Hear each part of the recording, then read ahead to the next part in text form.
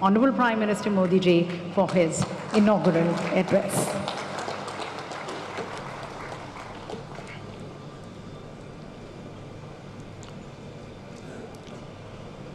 उत्तर प्रदेश के लोकप्रिय मुख्यमंत्री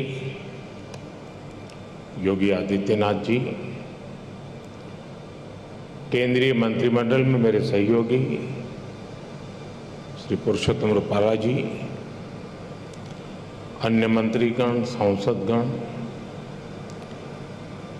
इंटरनेशनल डेयरी फेडरेशन के अध्यक्ष प्री बजाले जी, आईडीएफ के डीजी कैरोलिन एमंड जी, यहाँ उपस्थित अन्य महानुभावी, देवी और सज्जनों, मुझे खुशी है कि आज डेयरी सेक्टर के दुनिया भर के एक्सपर्ट्स और इनोवेटर्स भारत में एकजुट हुए हैं। मैं वर्ल्ड डेयरी समिट में अलग अलग देशों में, अलग अलग देशों से आए हुए सभी महानुभावों का भारत के कोटि कोटि पशुओं की तरफ से, भारत के कोटि कोटि नागरिकों की तरफ से, भारत सरकार की तरफ से हृदय से बहुत बहुत स्वागत करता हूं। डेयरी सेक्टर का सामर्थ्य न सिर्फ ग्रामीण अर्थव्यवस्था को गति देता है, बल्कि ये दुनिया भर में करोड़ों लोगों की आजीविका का भी प्रमुख साधन है। मुझे विश्वास है ये समिट आइडियाज, टेक्नोलॉजी, एक्सपर्टाइज और डेयरी सेक्टर से जुड़ी परंपराओं के स्तर पर एक दूसरे की जानकारी बढ़ाने और एक दूसरे से सीखने में बहुत बड़ी भूमिका निभाएगी। साथियों, आज का ये आयोजन ऐसे समय में हो रहा है जब भारत ने अपनी आजादी के 75 वर्ष पूरे किए हैं। ये भी संयोग है कि आज के इस आयोजन से भारत के 75 लाख से ज्यादा डेयरी किसान भी टेक्नोलॉजी के माध्यम से इस कार्यक्रम में हमारे साथ जुड़े हुए हैं।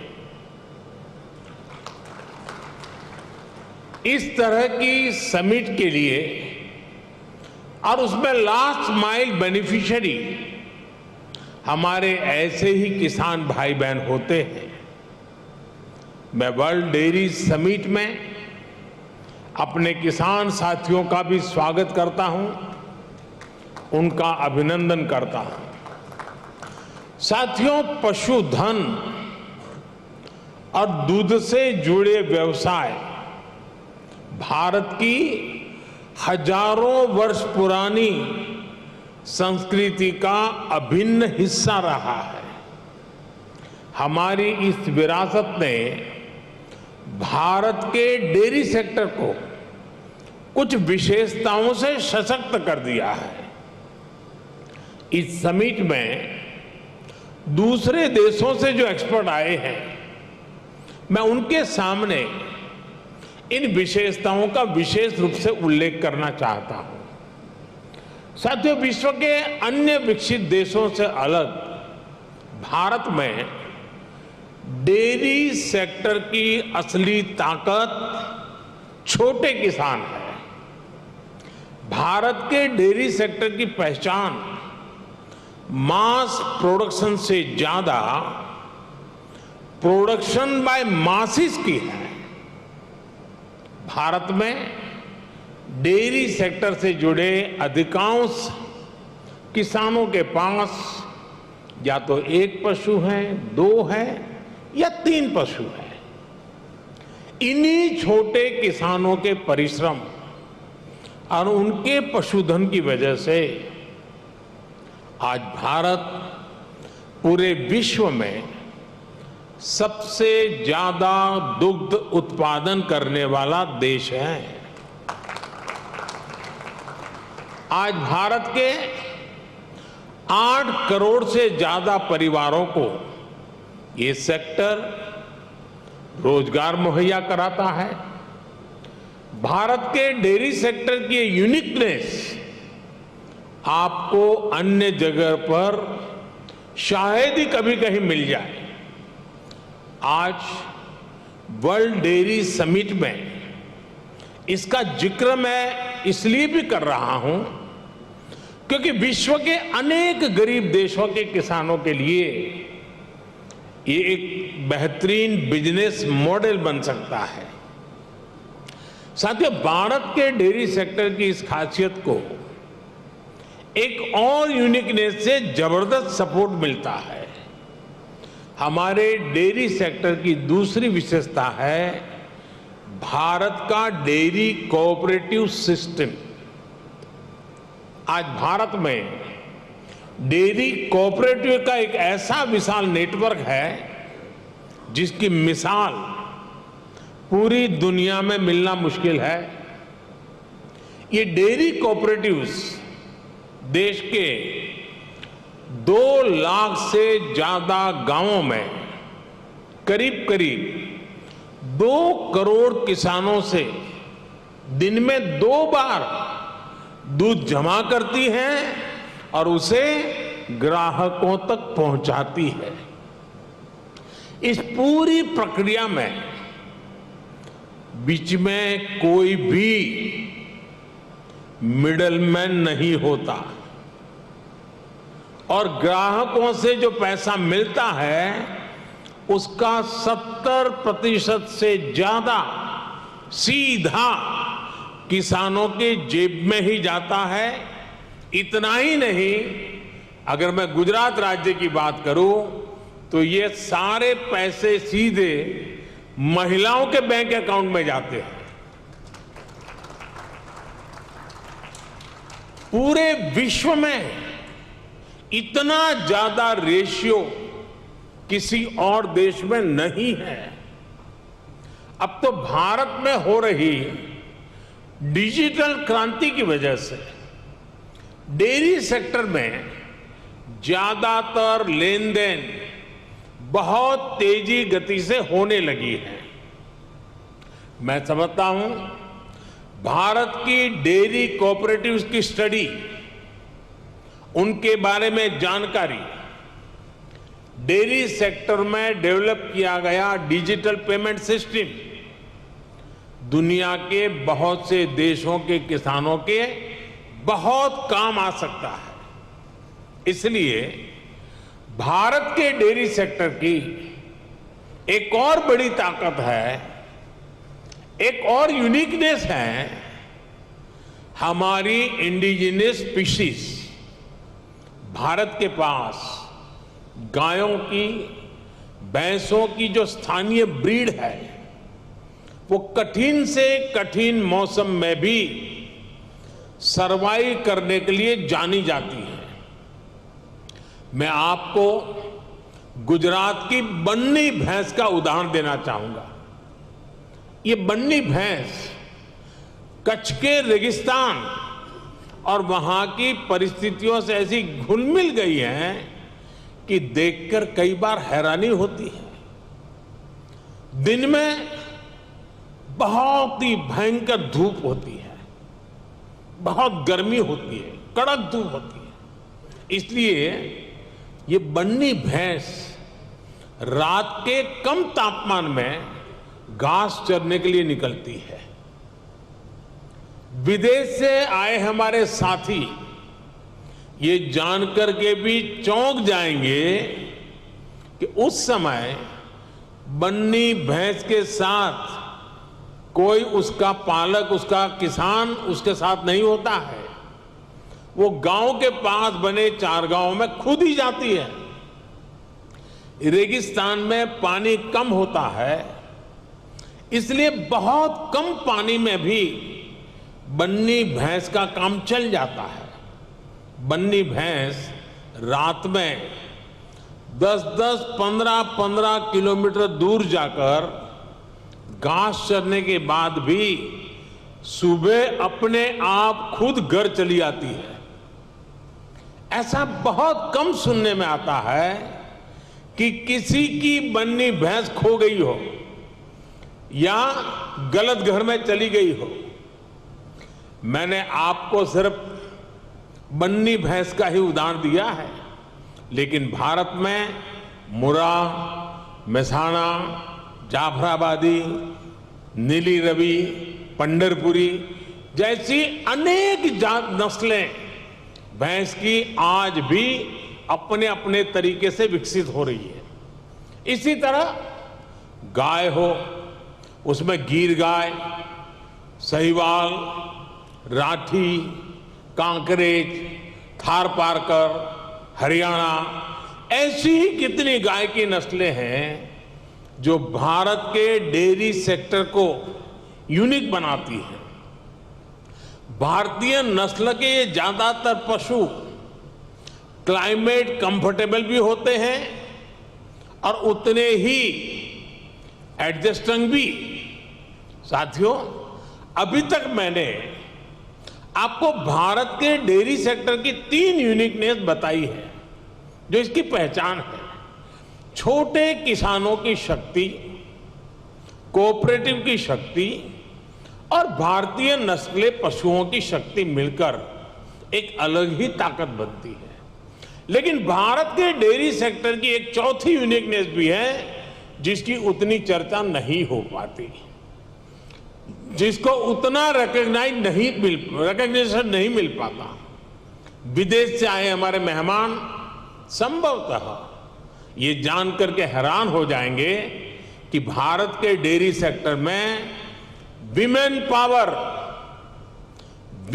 पावर 70% वर्कफोर्स का प्रतिनिधित्व करती है। भारत के डेयरी सेक्टर की असली कर्णधार विमेन्स हैं, महिलाएं हैं। इतना ही नहीं, भारत के डेयरी कोऑपरेटिव्स में भी 1/3 से ज्यादा सदस्य महिलाएं ही हैं। आप अंदाजा लगा सकते हैं, भारत में जो डेयरी सेक्टर 8.5 लाख करोड़ रुपए का है, जिसकी वैल्यू धान और गेहूं के कुल प्रोडक्शन से भी ज्यादा है, उसकी ड्राइविंग फोर्स भारत के ग्रामीण क्षेत्र में रहने वाली महिलाएं हैं, हमारी माताएं हैं, हमारी बेटियां हैं। मैं वर्ल्ड डेयरी समिट से जुड़ी सभी महानुभावों से भारत की नारी शक्ति की इस भूमिका को रिकॉग्नाइज करने, इसे विभिन्न वर्ल्ड प्लेटफॉर्म्स पर ले जाने का भी मैं आग्रह करूंगा। साथियों, 2014 के बाद से हमारी सरकार ने भारत के डेयरी सेक्टर के सामर्थ्य को बढ़ाने के लिए निरंतर काम किया है। आज इसका परिणाम मिल्क प्रोडक्शन से लेकर किसानों की बड़ी आय में भी नजर आ रहा है। 2014 में भारत में 146 मिलियन टन दूध का उत्पादन होता था। अब ये बढ़कर 210 मिलियन टन तक पहुंच गया है, यानी करीब करीब 44% की वृद्धि। आज पूरे विश्व में मिल्क प्रोडक्शन 2% की रफ्तार से बढ़ रहा है, जबकि भारत में इसकी रफ्तार 6% से भी ज्यादा है। भारत में दूध की पर कैपिटा अवेलेबिलिटी पूरे विश्व के औसत से कहीं ज्यादा है। बीते 3-4 वर्षों में ही भारत के छोटे किसानों ने बैंक खातों में हमारी सरकार ने करीब 2 लाख करोड़ रुपए सीधे ट्रांसफर किए हैं। इसका बहुत बड़ा हिस्सा डेयरी सेक्टर से जुड़े किसानों के खातों में भी आया है। साथियों, आज हमारा फोकस देश में एक संतुलित डेयरी इकोसिस्टम के निर्माण पर है। एक ऐसा इकोसिस्टम जिसमें हमारा ध्यान दूध और उससे जुड़े उत्पादों की क्वालिटी पर तो है ही, बल्कि दूसरी चुनौतियों के समाधान पर भी है। किसान को अतिरिक्त आय, गरीब का सशक्तिकरण, स्वच्छता, केमिकल फ्री खेती, क्लीन एनर्जी और पशुओं की केयर, ये सभी आपस में जुड़े हुए हैं।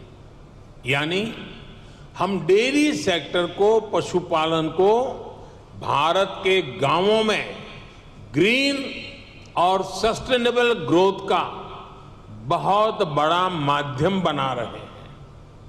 राष्ट्रीय गोकुल मिशन, गोवर्धन योजना, डेयरी सेक्टर का डिजिटाइजेशन और पशुओं का यूनिवर्सल वैक्सीनेशन, इसी दिशा में हो रहे प्रयास है।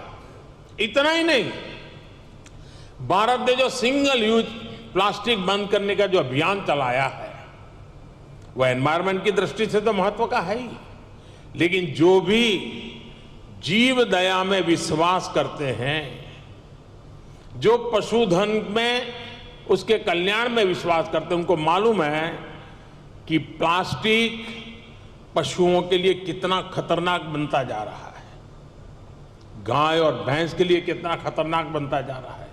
उस सिंगल यूज प्लास्टिक को भी बंद करने का, खत्म करने का हमने बहुत लगातार प्रयास आरंभ किया है।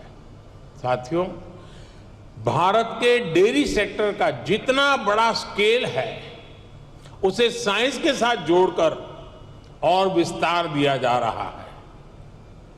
भारत डेयरी पशुओं का सबसे बड़ा डेटाबेस तैयार कर रहा है। डेयरी सेक्टर से जुड़े हर पशु की टैगिंग हो रही है। आधुनिक टेक्नोलॉजी की मदद से हम पशुओं की बायोमेट्रिक पहचान कर रहे हैं। हमने इसे नाम दिया है पशु आधार। पशु आधार के जरिए पशुओं की डिजिटल आइडेंटिफिकेशन की जा रही है, जिससे उनकी सेहत पर नजर रखने के साथ साथ डेयरी प्रोडक्ट से जुड़े मार्केट को विस्तार देने में मदद मिलेगी। साथियों, आज भारत का बहुत बड़ा फोकस पशुपालन के क्षेत्र में उद्यमशीलता को, एंटरप्राइज को बढ़ावा देने पर भी है। डेयरी सेक्टर से जुड़े छोटे किसानों की ताकत को हम फार्मर प्रोड्यूसर ऑर्गेनाइजेशंस और महिलाओं के सेल्फ हेल्प ग्रुप के माध्यम से एकजुट कर रहे हैं। इनको बड़ी मार्केट फोर्स बना रहे हैं। अपने युवा टैलेंट का उपयोग हम एग्रीकल्चर और डेयरी सेक्टर्स में स्टार्टअप्स के निर्माण में भी कर रहे हैं। आपको ये जानकर भी अच्छा लगेगा कि भारत में बीते 5-6 साल में एग्रीकल्चर और डेयरी सेक्टर में 1000 से अधिक स्टार्टअप्स बने हैं। साथियों, भारत किस तरह अनोखे प्रयास कर रहा है, उसका एक उदाहरण गोवर्धन योजना भी है। अभी हमारे रूपाला जी ने गोबर का इकोनॉमी में बढ़ता महत्व का वर्णन किया था। आज भारत में पशुओं के गोबर से बायोगैस और बायो सीएनजी बनाने का एक बहुत बड़ा अभियान चल रहा है। हमारी कोशिश है कि डेयरी प्लांट्स अपनी जरूरत की अधिकतर बिजली गोबर से ही पूरी करें। इससे किसानों को गोबर का भी पैसा मिलने का रास्ता बन रहा है। इस प्रक्रिया में जो ऑर्गेनिक खाद बनती है, उससे किसानों को खेती के लिए एक सस्ता माध्यम मिल जाएगा। इससे खेती की लागत भी कम होगी और मिट्टी भी सुरक्षित रहेगी। भारत में आज नेचुरल खेती पर, नेचुरल फार्मिंग पर भी अभूतपूर्व बल दिया जा रहा है, जिसमें पशुओं की बहुत बड़ी भूमिका है। साथियों, मैं अक्सर कहता हूं कि खेती में मोनोकल्चर ही समाधान नहीं है, बल्कि विविधता बहुत आवश्यकता है। ये पशुपालन पर भी लागू होता है। इसलिए आज भारत में देसी नस्लों और हाइब्रिड नस्लों दोनों पर ध्यान दिया जा रहा है। इससे जलवायु परिवर्तन से होने वाले नुकसान की आशंकाओं को भी कम किया जा सकेगा। साथियों, एक और बड़ा संकट पशुओं को होने वाली बीमारियों का है। पशु जब बीमार होता है तो एक किसान के जीवन को प्रभावित करता है, उसकी आय को प्रभावित करता है। ये पशुओं की क्षमता, उसके दूध और इससे जुड़े दूसरे उत्पादों की क्वालिटी पर भी असर डालता है। इसलिए भारत में हम पशुओं के यूनिवर्सल वैक्सीनेशन पर भी बल दे रहे हैं। हमने संकल्प लिया है कि 2025 तक हम 100% पशुओं को फूट एंड माउथ डिसीज और ब्रुसेलोसिस की वैक्सीन लगाएंगे। हम इस दशक के अंत तक इन बीमारियों से पूरी तरह से मुक्ति का लक्ष्य लेकर चल रहे हैं। साथियों, आज आपके बीच चर्चा करते हुए मैं डेयरी सेक्टर के सामने आई सबसे ताजा चुनौती का भी जिक्र करूंगा। पिछले कुछ समय में भारत के अनेक राज्यों में लंपी नाम की बीमारी से पशुधन की क्षति हुई है। विभिन्न राज्य सरकारों के साथ मिलकर केंद्र सरकार इसे कंट्रोल करने की पुरजोश कोशिश कर रही है। हमारे वैज्ञानिकों ने लंपी स्किन डिसीज की स्वदेशी वैक्सीन भी तैयार कर ली है। वैक्सीनेशन के अलावा जांच में तेजी लाकर पशुओं की आवाजाही पर नियंत्रण रखकर उस बीमारी को काबू करने की कोशिश की जा रही है। साथियों, पशुओं का वैक्सीनेशन हो या फिर दूसरी टेक्नोलॉजी, भारत पूरी दुनिया के डेयरी सेक्टर में कंट्रीब्यूट करने के लिए और सभी साथी देशों से सीखने के लिए हमेशा तत्पर रहा है। भारत ने अपने फूड सेफ्टी स्टैंडर्ड्स पर भी बहुत तेजी से काम किया है। आज भारत लाइव स्टॉक सेक्टर के लिए एक ऐसे डिजिटल सिस्टम पर काम कर रहा है जो इस सेक्टर की एंड टू एंड एक्टिविटीज को कैप्चर करेगा। इससे इस सेक्टर में सुधार के लिए जरूरी सटीक जानकारी मिल पाएगी।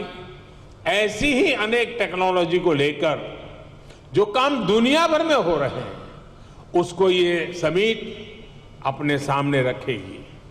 इससे जुड़ी एक्सपर्टाइज को हम कैसे शेयर कर सकते हैं, इसके रास्ते सुझाएगी। मैं डेयरी इंडस्ट्री के ग्लोबल लीडर्स को भारत में डेयरी सेक्टर को सशक्त करने के अभियान में शामिल होने के लिए आमंत्रित करता हूं। मैं इंटरनेशनल डेयरी फेडरेशन की भी उनके बेहतरीन काम और योगदान के लिए प्रशंसा करता हूं। आप सभी का,